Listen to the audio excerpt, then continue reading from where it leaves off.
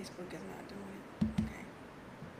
Hello, everyone, and to welcome to From Hurt to Heal podcast. We are so excited that you're here, and we want you to know that in your journey you are not alone. Here, we turn pain into wisdom, setbacks into strength, and healing into a shared path. You deserve peace, and we'll walk it together. I am so honored and excited to have Shannon Maddox join us tonight. Now, Shannon, you're gonna have to help me with your middle name. hmm Okay. It's my spiritual name. It is a Yoruba name, Ifa, the spiritual practice, Ifa, ancient spiritual practice, Ifa. It is Ifagbamila. Ifag Bamila. Ifagbamila, I yes. love that. Thank Okay. you. Okay. So Shannon Ifag Bamila hmm Maddox, MBA, is a dynamic leader, parent advocate, and spiritual healer whose life work is rooted in amplifying the voices of those who are too often unheard. Prior to her current role in Autism Resources, Business Development, I apologize, 1 second. At the Lower Hospital, her former position as state director at the ARC Georgia, Shannon spent years serving her community as a nonprofit executive and volunteer in Milwaukee, Wisconsin. Her advocacy deepened with personal significance with her son, who was diagnosed with multiple developmental disabilities at the age of 3. As a mother of African descent in America, navigating systems that often devalue black disabled children and voice of black women, Shannon stepped fully into her role as a parent advocate, committed not only to her son's success, but to the liberation and empowerment of all families, all marginalized families. Her leadership spans decades of service and impact. In Wisconsin, she served as a member of the Wisconsin Board of Developmental Disabilities, member of Wisconsin Department of Instruction and Special Education Council. She was a member of the Independent's first long-term care committee of Milwaukee, special education liaison volunteer at Milwaukee Public Schools. In Georgia, continued her advocacy through roles including a member of Georgia Care Can't Wait Coalition, a member of Georgia Coalition for Paid Leave, a member of Respect Georgia Workers Alliance, adversary council member for Georgia State University Center of Leadership and Disability, volunteer and mentor in Georgia Council of Developmental Disabilities Unlock 2.0. Shannon has tirelessly trained families and professionals to foster through community engagement and special education, lead many initiatives supporting disability community with a focus on children. Hello, Shannon. Thank you for coming. And let's tell your story. Hi, Miss Vicky. Thank you for having Hello. me. I'm really happy to be here, and I'm glad that you invited me. Thank you so much. It really means a lot to me to be able to share um, something, things that were so personal and things that were so hard to discuss over time have really become a mission and a part of what I use to help my son and to help others in the community like us. That is awesome. So let's talk about your story of everything that you've been going through in your journey with your son. Yeah. Uh, so where would you like me to start? Wherever you like. Well, as the bio stated, my son, who is now 14 years old, I have two children. Actually, I don't want to forget my other son whose birthday is today. I have a grown son. I told him I'm going Well, to start happy giving out birthday. emojis. So he might be on here. Happy birthday, son, the day you were born. Now I'm talking about you here on a podcast. All But right. I have Happy no, birthday. Yeah, they're 13 years apart, so people don't often either people know him sometimes or know the younger one, but it's his birthday too. So I think my journey as a parent advocate, although my oldest son is neurotypical, I was always the very active and engaged parent because I wanted to make sure that in a world that discounts Black men, Black people in general, that my son had the best. And now my son, whose birthday it is today, he's an engineer and thriving and doing well. So congratulations and happy birthday again. But my youngest son, who is 14, at the age of 3.5, and we come from Milwaukee. Now we're in Metro Atlanta. But in Milwaukee, kids are able to go to public school as early as 3 years old. They have preschool there. Yeah. So, and I think here in Georgia, kids can't start school until they're about, what, 5 or 6 or something? No, they've started pre-K three and pre-K Okay. four here, so they have Okay, that I too. didn't know that. Hmm. Okay. So yeah, he, there was a teacher there whose child, his teacher was, the church son was neurodivergent. I did not know that. She asked that he no, they started to assess him without my permission. This is where it first started, where I'm like, what's going on? And one of my aunts was, who is now a retired principal, I told her that. She said they should not do that. They should have asked for your permission. But she said it's not a bad thing. I freaked out about it. Like, they're assessing him for a disability. Like, who wants to hear that? Because your goal in your life, or when you're, nurturing that life inside of you in your stomach, you're thinking everything is going to be perfectly fine. You have all these hopes and these dreams for what your child is going to turn out to be, or who they're going to turn out to be, right? And sometimes when it is what may be considered imperfect to the world, that is scary, right? But even though it's not typically, he's not typically functioning, he is perfect. He's perfect just the way he is. He's born just the way God, whoever you call God, we say Olodumare, meant him to be, and his life has purpose. But I'm getting a little far gone. So my aunt said, go ahead and have him assessed. Continue on, let them do that. She said it's not a bad thing. She said that early intervention, and I hope if there's anybody listening or anybody ends up listening to this after the fact, that is really key when a child is dealing with any type of disability, in particular a developmental disability, or if they're neurodivergent. Like, that early intervention really, really, really helps a lot. So he was assessed by a whole big team, including a psychologist, a speech and language pathologist, many people. And I'm going to mention a person that some people see as controversial, but I had no clue. I went to go see Dr. Umar Abdullah, Ifa. He's also a practitioner of Ifa. I went to see him speak in Milwaukee before I knew my son would have a disability. And that's the very first person I heard talking about Black boys, Black children with disabilities, and how to deal with that. Little did I know, my mantra I've been saying for like the last month is, I'm always at the right place in the right time, at the right time, even when it seems like it's the wrong place. But he was talking about how to handle that, or how to handle diagnoses, or how to deal with schools when this comes about. That's the only thing I had. Nobody talks about this. Nobody wants to talk about it, especially in certain communities. In the African American community, or American African community, however you want to call it, I know some people like the American African community, we still make fun of one another. We still think that means that you're unintelligent if you have a disability. You're not unintelligent if you have a disability, and you That's don't have right. to be ashamed Hmm. of it either. So um, I went to that meeting where they were going to tell me how the diagnosis came out, with the knowledge that I had from Dr. Umar, not knowing that it would kick in. I came with 2 family members at the time, because I remember him saying, never go to those meetings alone. Because even if you have the knowledge, like now I've grown so much and I've gotten a lot of experience in education in the world of special education and disabilities. It became my career, actually.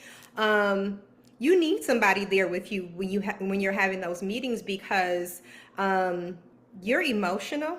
If it's your child, you're not going to remember everything. There are going to be a lot of acronyms and BCBA and ABA and all of these things are thrown out at you, they're going to be talking fast. And I don't mean this from a negative space, but sometimes they don't care either when people are meeting with you or in the public schools. And I will say, I know that, education can be hard. I worked in education for quite a while. It can be hard, but it's still no excuse to play with people's kids, and it's still no excuse to leave families uninformed. So Exactly. you need to ask those questions. What does that mean? If your child has been assessed, and then you come into that meeting where they're going to tell you what happens, have people with you to support you, number one, but to ask questions. They may schedule a meeting for 30 minutes or for an hour. That is not enough time to be dumped on. Hello, ma'am, your child has a educational diagnosis of autism or this kind of language disorder, or they're dyslexic or whatever. People need to know what that means, and they need to process that, and they don't need to be rushed. So in a perfect world, I think that should last much longer, but I think we had an hour scheduled. And they, at the time, diagnosed my son with the educational autism, and I had a whole outer body experience. My spirit left my body. Literally, I saw myself floating. I tell this story all the time. I saw myself floating above my body. I saw everybody sitting. It was like we were sitting around in a circle. I saw me looking down at myself. And then, excuse me, I have my son in the back. Hey, Limbrick. I saw myself. I saw everybody sitting there. I could not hear any longer. I heard want, want, want, want, want, like how the cartoon Charlie Brown's mother talked. Right. And then I heard nothing. And then I saw a vision of my son standing in front of a crowd of people, like he wasn't Martin Luther King, but like Martin Luther King did on when he did his speech in Washington. And I could tell that he was touching people. I didn't know what he was speaking about, but I knew he was speaking about something important, and there were thousands of people there listening to him, and he was captivating them. And I came back into my body, and I didn't hear anything first. And then I started to hear them talking, and I remember people were like looking at me like, is she all right? And my family that were there, they looked shocked too. They were just as shocked. They didn't know what to do. And I remember the first thing I said is that I don't know what he's going to do in life, but he's going to speak to thousands of people in his lifetime. Oh, you better speak that. I didn't know what he was going to do. I didn't know what that diagnosis even meant, but I knew he was going to speak to a lot of people. And that really was my moment, my call to action for I got to be his backbone. I got to be there to support him, to uplift him, to advocate for him, even though I didn't know what that meant in this world, because he's supposed to turn into that person. And so they just said this is what he has, but they didn't want to walk through it. And they did not want to walk through it with me. And I made each person on that team go through their full report and read through their full report, and they didn't like it. I remember them pushing Medicaid paperwork in front of me and saying, we need you to sign this now. What does that mean? You need I have health insurance. Like, why do I need this? Who is this for? And in my mind, I'm thinking, what is this, welfare? You're trying to get me to sign? Like, I don't want to go on welfare because this happens. They were like, no. This is for us to get money for this. And I declined it at that time. I just didn't know. And then I started to cry. And I ran to the bathroom. This is going to sound very disgusting, but I needed contacts to see. I cried so hard, I cried my contact out on the floor, but I couldn't see without it. So I picked it back up, rinsed it off and put it in my eye and came back to the room. And I spoke about this a lot in Wisconsin. Sometimes I speak about it here. In those moments, we need more than just the educators there. We need people there to support the parent. We need people there to give the parents resources. You can go here for this kind of therapy for yourself as a parent caregiver. You can go here to get this for your family. Right. This is how you figure out more. I also did not stop there. I went and I got him multiple medical diagnoses a couple, Marquette University, University of Wisconsin, Milwaukee, Children's Hospital there. Their diagnoses were a little different. So they do say, some say my son has something called mixed expressive receptive speech and language disorder, and he is not autistic. But because of the way things are billed and the way it's classified, oftentimes children need to be characterized as that. And with Merle, those characteristics show up the same as autism. I'm going all over the place, but that is where things really started. And my son is super smart. My birthday boy son might disagree with this, but I think he's smarter than my engineer son. He really is. He just needs accommodations. And that's what an IEP, an individualized education plan, provides children in schools, which is something we need to be unashamed of too, and teach our kids to be unashamed that they need an individualized education plan in school to provide them the accommodations that they need so that they can be supported. Does not mean that you're the R word, which some people classify it as, or people make jokes about it. We need to stop doing that and making jokes online or wherever in community. It is not funny when people are dealing with this. It is hard, and some people are really struggling. A lot of people are really struggling. Caring for a child with disabilities is like caring for at least 3 children in one. That's what they say. At least 3 children in one. It is financially taxing because you need more support, you need more things, they need more things in the household, and there aren't really things out there that support the caregiver or the child. There are some things, more things that support the child, but not really for the families. So we need to really look at that a little bit differently. But by the time my son got to, I think it was 2nd grade, there were some changes made in his IEP that I did not understand. And it sometimes there's a thing that happens where they just kind of like group our kids like cattle in the education system, instead of like really putting them where they need to be or recognizing them for their brilliance, even though they have differences, right? And so I was like, wait, I didn't understand this about the IEP. And so through that, I went through an IEP class and with Disability Rights Wisconsin, because I wanted to learn, like, what do these IEPs mean? You know, a lot of us won't ask and we're intimidated, but no, we need to figure that out. And Sally Flashberger, she was with Disability Rights in Wisconsin at the time, told her what was going on with my son in school and why I was there. And she really took me under her wing and mentored me. And the next thing I know from that mentorship, that led to me volunteering with them. That led to me volunteering with, or going to events that the Wisconsin Board for People with Developmental Disabilities has. I'm sorry. We have a board like that in every state. There's one here in Georgia, the GCDD, the Georgia Council on Developmental Disabilities. And these organizations are at risk now too under the current administration too. So that's something for us to be mindful about. At risk as far as like funding goes.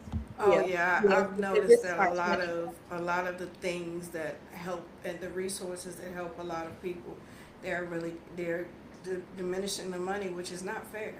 It's sad. It is. Because these organizations change lives, advocate policy, train people like me to be parent advocates and to help other people. But yeah, that led to me learning, getting training on IEPs. That led to me joining the Partners in Policy Making class, where I ended up being a registered lobbyist here in Georgia to change laws that affect households with people with disabilities in them. That is just not segregated to children, but there was somebody that used to say, if you live long enough, you'll have a disability too. We're all gonna have some disability one day if we have the great honor of living long enough, right? So Amen. We need to understand how to change policies or advocate for policies to be better. We just celebrated the 35th anniversary of the Americans with Disabilities Act. What was that, July 27th?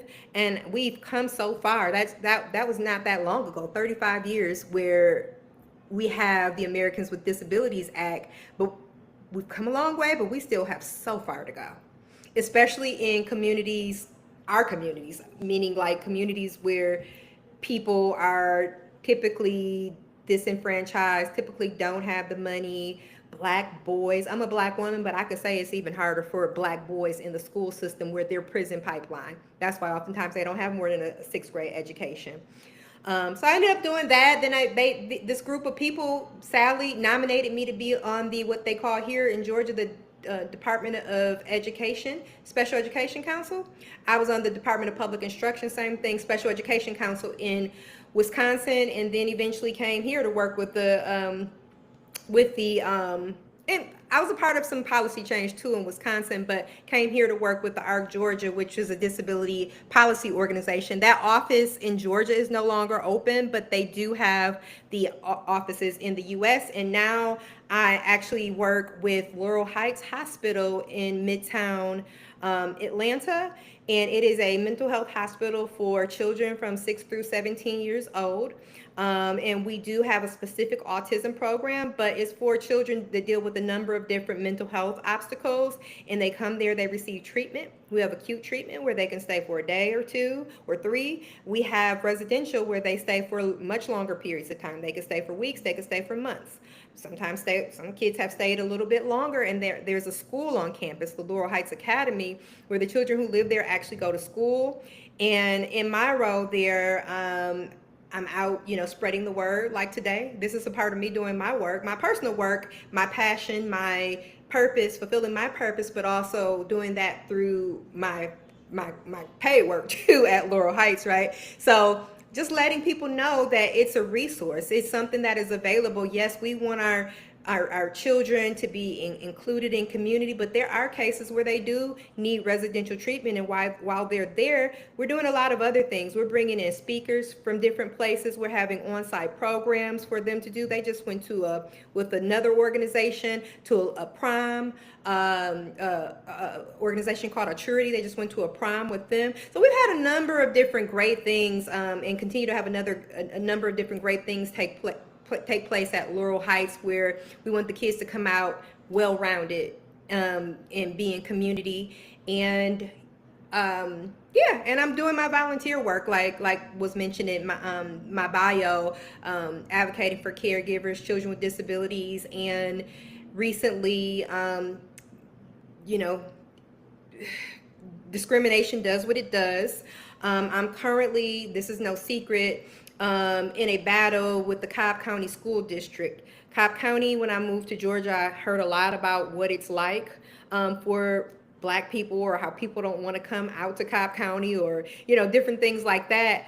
But at the same time, I still think it's a great place to live. But if you are a Black boy or a Black child, or any child of any color who is disabled, it can be hard. It can be hard in the state of Georgia or nationally, when you have you have that, and then you have a disability. So I guess that we'll say that intersectionality. And yeah, I'm having an open hearing, or we are having an open hearing along with my attorney, April Kelly Neal, who's representing us, our family. If anybody is interested in coming, it will be August the 28th and 29th, a Thursday and a Friday, at the Office of Hearings in downtown Atlanta on Peachtree. Really, it has been an academic lynching, I'll say that. So in that, I hope that there's some policy change. Maybe I won't be around to see all the policy change, or maybe I won't even know, but I hope that even before we even get to hearing, that people are really thinking about how they should do things differently, and how they should not be having these discriminatory practices against children with disabilities. And that's not just, I'm not just saying people that are not of African descent, because that is a real thing too, where things have just been done for so long, it's become systematic, and even we do wrong with each other too. So we got to do better. But that was a long intro of how I got here, but that's where I am. That's fine. This is a free space for you to tell your truth and your story, so you are fine. So tell me, how does embracing the vulnerability of having to deal with your son, and even dealing with your pains and, mentally, emotionally as a mother, um, with this? The first part of the question was how does. Is what does vulnerability mean to you? Let me put it this way. And Mhm. how does it play a role in your journey? Well, vulnerability for me means a few things. But right now, this is me being vulnerable. Um, it wasn't something that I felt great about when my son was first diagnosed. And like I said, he's smart, but he's a little quirky. So we had a lot of mean things said to us, a lot of mean things done to us in community, in school, even in my own family. Some of the most hurtful things that I'll ever live through have happened in how my son has been discounted or counted out, or some of the nasty, ugly things people have said to him, about him, and even in front of his face or my face, right? So you cannot shame someone who is proud of something, right? How about I tell my own story so that it's not a secret, and you know that I'm proud, because I'm always going to be proud of my children, and always stand 10 toes down for them. So no matter how they show up in the world, no matter who they are, I'm going to always love them and be proud of them. So my vulnerability, no, I don't know why I can't say that right now. I can't even say it. Let me just stop. Is taking the shame, eliminating the shame, eliminating the stigma. When people see me tell my story, sometimes they come to me, sometimes they whisper it, even if nobody's around, saying, I was diagnosed with this, or they tried to tell my mother I have this, or my child has this. And some of these people are super successful, like very successful. And even, I mean, depends on what you call success too. Some people may be school board members, some people may be doctors or lawyers, but you can have any kind of job and still be successful, right? Right. So um, I think through me sharing my story, people see the humanity in me, and they see some of me in them. And I think that's one of the great things about vulnerability and what vulnerability means to me. And by doing that and us seeing the humanity in one another in our communities, whatever that looks like, we better understand each other. We can better help each other. We can better support and uplift each other. That's right. I think for me, vulnerability, look, I can't even say it either, is speaking your truth.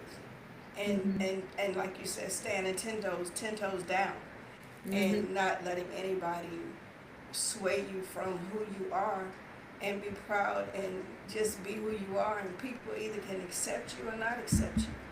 But God made you perfect. Mhm. However he made you perfect. So it's not for everybody to like. As long as he happy and you can stand 10 toes down and be you, that's all that Mhm. matters. Mhm. That's And all that matters. you will be, in telling your story sometimes, or being, when we're talking about advocacy here too, being a strong advocate in situations where it's funny to talk about people, or you know um, I think that it does take some courage to do that. But when you see more people like you, more Hmm. people going through what you're going through, and in this community, in this situation, what I'm talking about is not just people like us. I was talking about Sally Flashberger. I just spoke to a friend, Sarah. It was kind. I mean, we all come from so many different backgrounds, but we're all going through this kind of disability thing right now.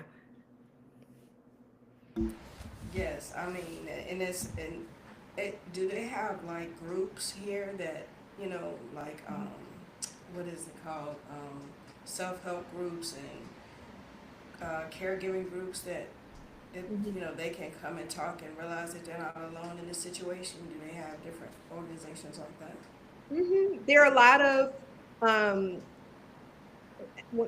this was 14 years ago, not 14 years ago, 11 years ago now, when my son was diagnosed. Things have changed so much. Like, there was not that much around, as much around when he was, even just that short time ago, 11 years ago. Um, Nobody told me about, and I don't even think like ABA, or that's like a behavioral therapy, existed. A lot of organizations that offer like therapies, they will tell you more about support groups. There are a lot of parents like me who, or family members like me, who are affected by this, and their children are affected by this. So you'll see a lot of people now having their own groups and starting small nonprofits to support other families too. So there are things around here. There are like on social media, there are groups too that you can find. One that I'm a part of, is, I think they call it Special Needs of East Cobb.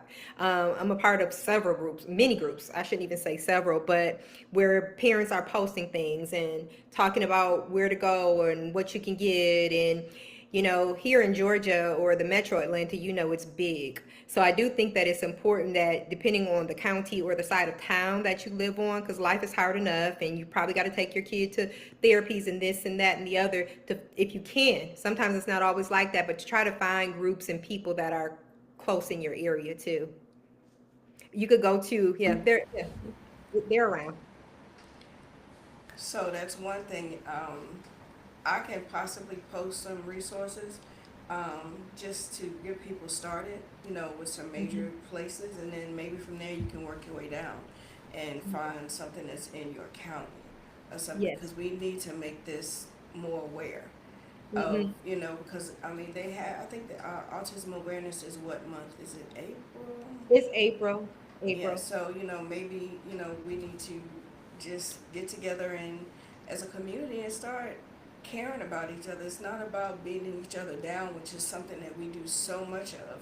It's more uplifting each other and saying, look, I got your back. Right. How can I help you? That's Or, true.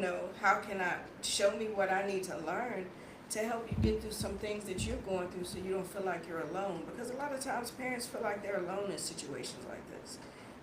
Being a single parent or even a two-home parent family, both parents can feel like they're alone because they don't communicate and they don't understand, and know all the resources that they can benefit from. So there may be something we can look into, and post some of that information when I find it. So we can definitely do that.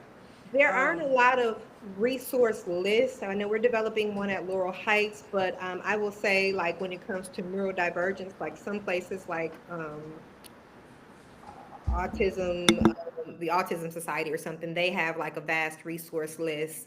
It depends on what the disability is, but there are like some major organizations that have some resource lists. But there are things out here. The Department of Behavioral Health; those are some areas that places that people can go and ask for resources as well. Um, I'm kind of trying to think of things off the top of my head, but there are things out there. We can have far more, but there are things out there. the one thing that we have to realize also is it's not an embarrassment. It's nothing to be ashamed about. It's just part of that, of your journey.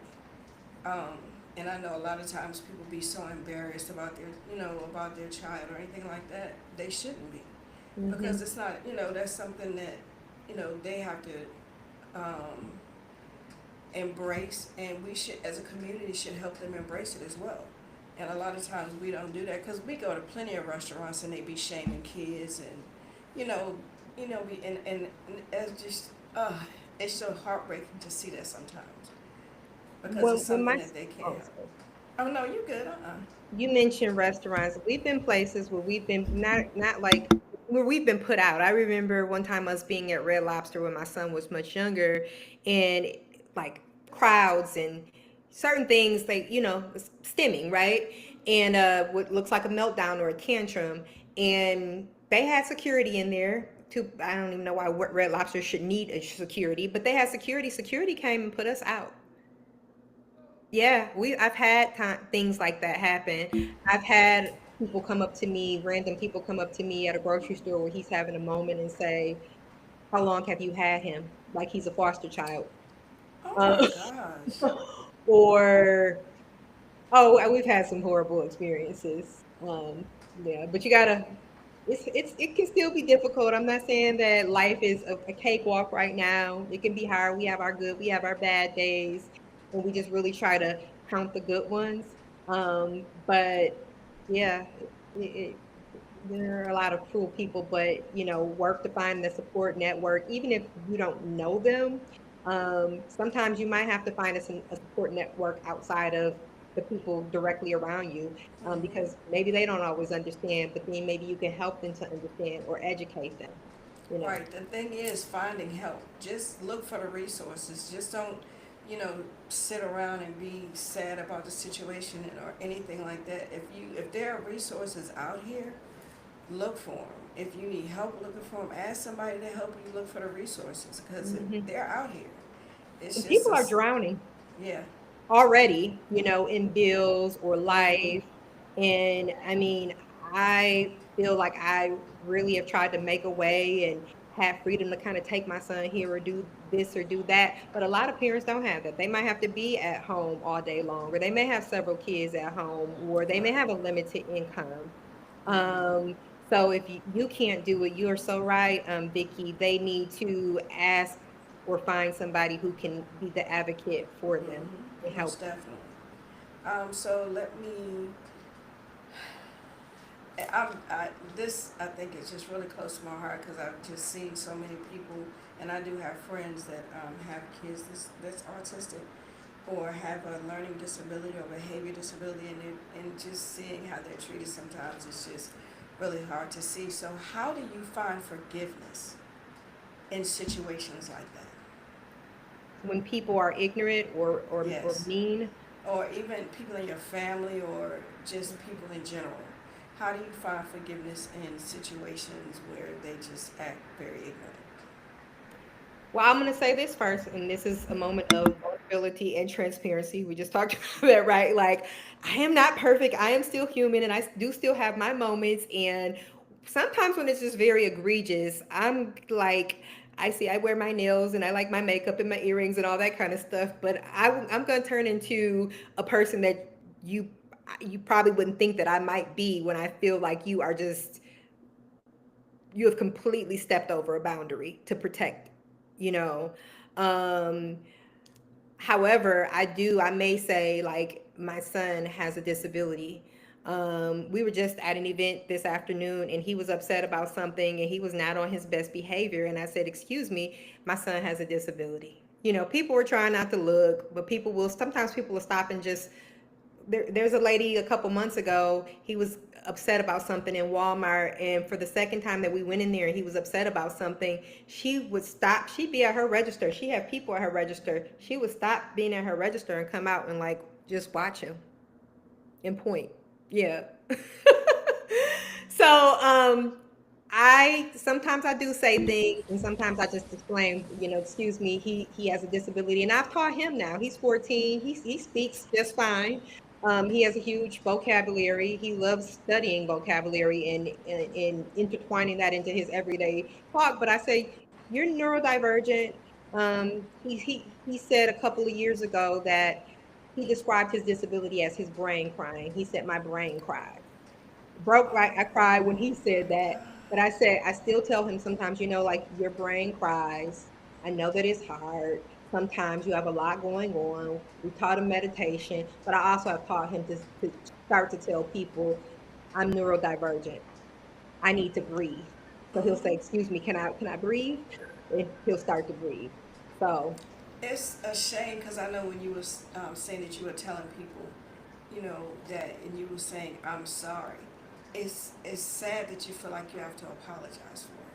yeah, you're making me look at that in another through Yeah, I another mean lens. because you shouldn't have to apologize for it. Hmm.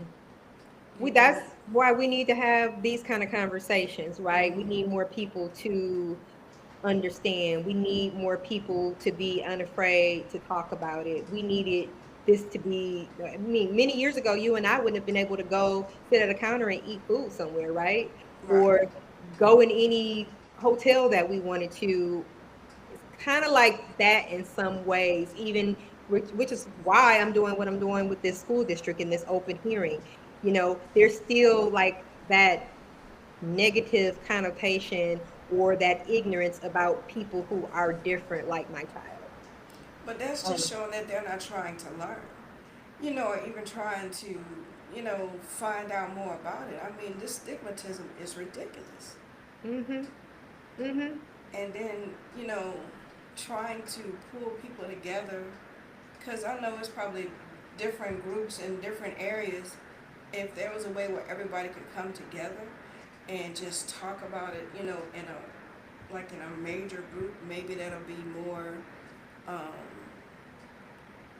more of an impact. I love, that they're trying to do it in smaller versions. But it might be a good thing, like maybe next April do some type of events or something like that to allow people to understand, and have more awareness of what autism is, or There are any some mental or, mhm. behavior groups or something, you know. There are some disability groups like Georgia State had a conference this summer. I have another one. I'm going to be speaking. I'm doing a workshop, a virtual workshop that's coming up in September. There are was it the Autism Speaks, or the Autism Society? They do a big walk. There are I used to go to when I worked with the ARC, I go to their conferences. There are places and some people that do them, and there are more that are happening. But you're right, we can't have enough of these. And those opportunities for education, they don't have to be limited to Autism Awareness Month either. They can Right. be, Every day of the yeah. week, right, or every Hmm. month, something, We need a just lot of to bring more sensitivity training. awareness. Hmm. That's just in life general, Hmm. period. Because I've seen so many people now that's gotten so comfortable of being nasty and just derogatory toward people. It's just getting ridiculous out here. It's just getting worse by the minute. The compassion and the love for each other, and it's just not there like it used to be. And it may not have been like that. I mean, it may have been the same way back in the day, but I think with social media, Hmm. it's putting it in your face so much now that all you see is just negative connotation and nothing positive out there. Because people seem like they're more drawn to the negative than the positive these days, That which is so is true. That is so true. And the truth of the matter is, people, neurodivergent people, this is not brand new. It didn't just start happening because we started drinking kombucha and right. I'm just, uh, spring water. We grew up with people like this. We Hmm. all have people like this in our family or friends or whatever. It just may not have been as apparent, but there are a lot of people who are neurodivergent or who have a disability that it was undiagnosed, or they didn't say that it was a diagnosis. But I mean, I see it all the time. Now that Yeah. I'm aware. I'm like, oh, this person is dealing with this, or this Well, person is. back in the day, a lot of times they choose not to deal with it. It was always, some type of excuse. Or, they just have a learning disability or this, that. It wasn't let me go find out what's going on, because uh, maybe then they didn't realize they had the resources, you know, that we have now. But Mhm. I'm pretty sure they had resources back then, but because it was such a shameful thing, a lot of times people wouldn't do anything. Or they wrote people off and used the word, I hate to use it, as crazy, Yes. or Mhm. that's just how they are. They're the R word or something like that. Mhm. Or Right. we're just gonna house them. If we talk about education in this trailer, we'll put them downstairs in the basement or put them in this Exactly. room. And people with Yeah. disabilities, when they are diagnosed or they are receiving help, they have the right to be included in community just like anyone else. That is And be respected absolutely while right. they're there. Not just included, but respected while they're there as Mhm. well. As human beings, when we talk about humanity again. Definitely. I wanted to applaud you because in your journey you have found your purpose. Mhm.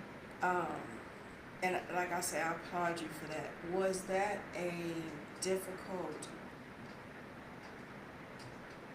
thing to find in what you're dealing with? So, And I don't know if I'm asking that question correctly, but if you don't understand, just let me know and I'll try to explain was my purpose difficult to understand in it. this? Yes. Mm-hmm. Um, every day it becomes more clear. Like I'll be like, oh my gosh, yeah, I'm born to do this. Um, I've always been outspoken my whole life.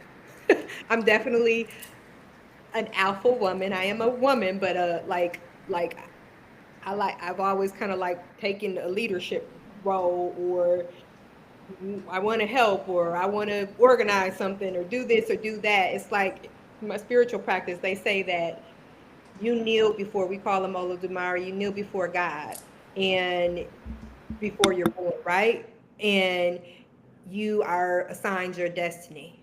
And sometimes you may have a premonition about something, or like a premonition, or let's say a little inkling, maybe that's like you recalling what you were assigned, but your assignment is wiped out of your mind when you're born.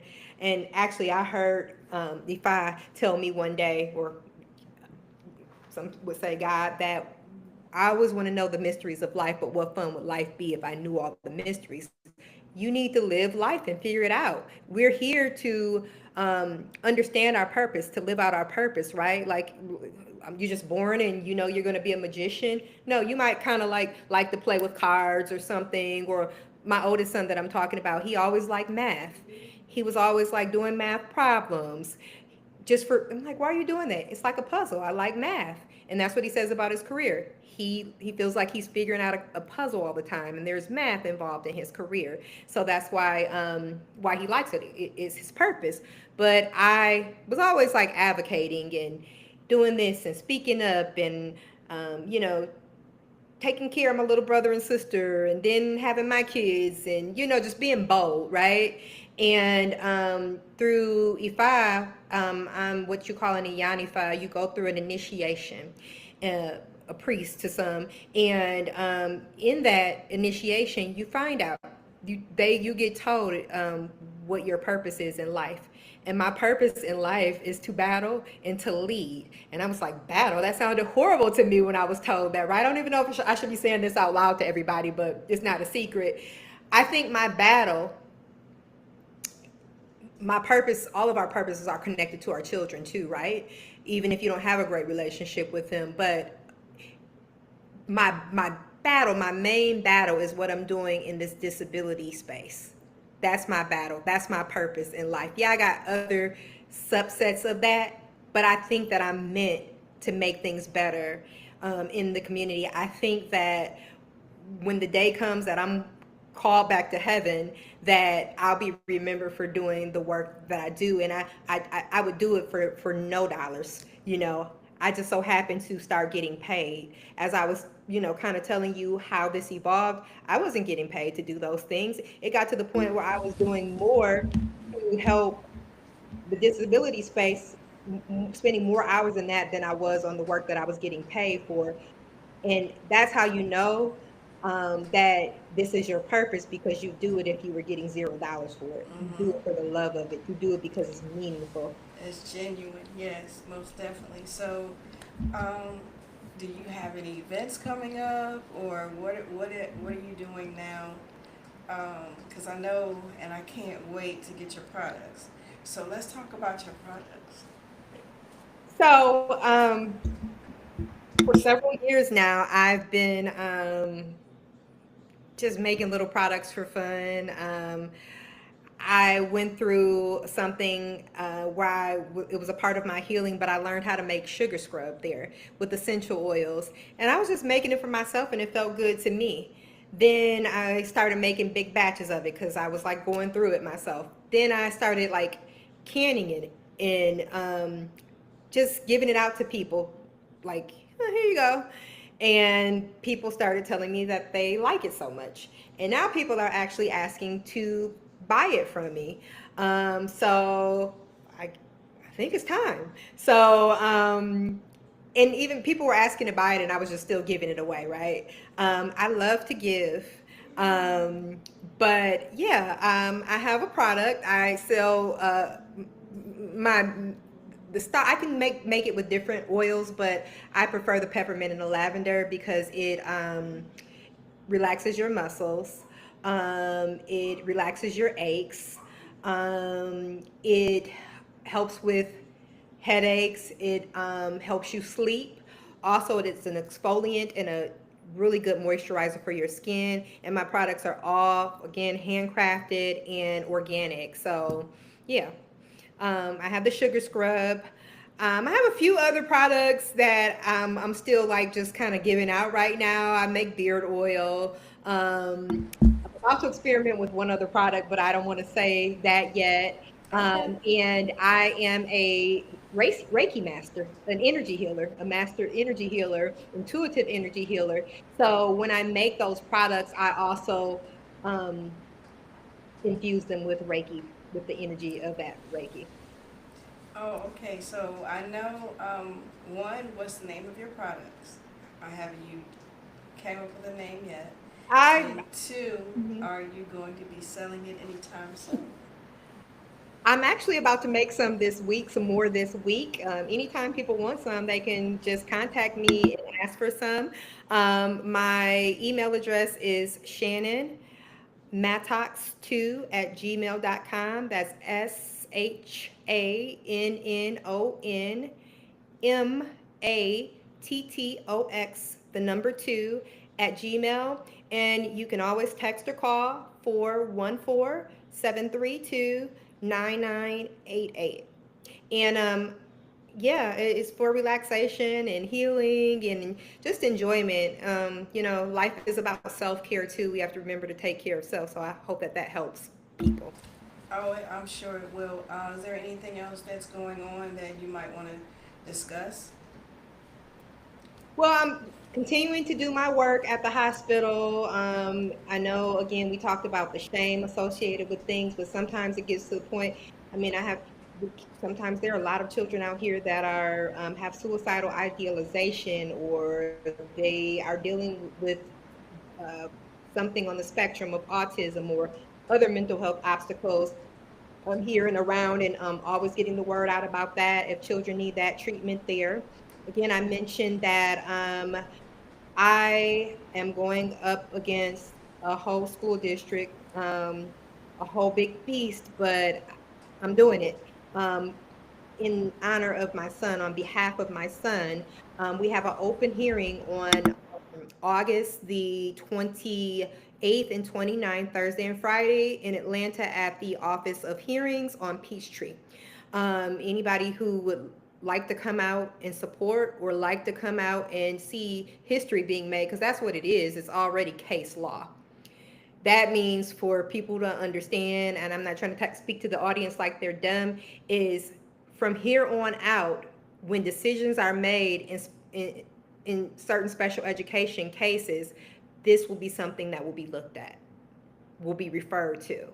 So I'm trying to make a difference, and hopefully we are victorious in this. But even if we don't, this is something that's in the books right now. So we're going to take trying out of the equation, and we're going to say you are making a difference. Thank You've you. already passed that trying point. You are making a difference, and I applaud you for everything that you're doing. And like I said, if there's other people out there, that need, some guidance maybe, or just need, just anything. Shannon gave out her email, Shannon Maddox, Mattox, the number two, at gmail.com, and the phone number again was. 414, not 404. People confuse that here in Georgia. It's four. We're so used to the 404 here, but no, I'm from Milwaukee. Um, but transplant 414-732-9988. So, first of all, thank you so much, Shannon, for taking the time to come to my podcast, From Hurt to Heal. Just the information and your journey, I'm pretty sure is going to enlighten and help so many people, that you're going to have more people standing with you in this process. And I want to thank everyone else for joining From Hurt to Heal. Remember, healing is a journey, and every step forward matters. You are stronger than your pain. You're stronger. Your story is not over. And until next time, keep choosing yourself, keep walking toward wholeness, and heal out loud. You all have a great night, and we will see you next time. Thank you.